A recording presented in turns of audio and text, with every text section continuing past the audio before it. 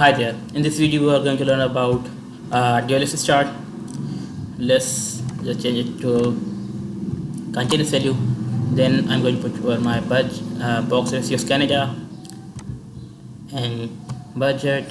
I'm going to apply dual access. I have to synchronize both these axes. Yes, there it is.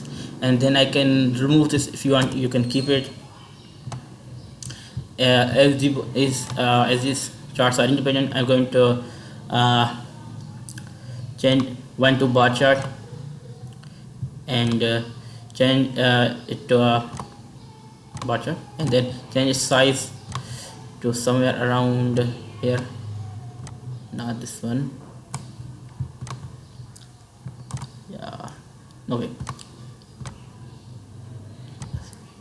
Yes, this one. As you want.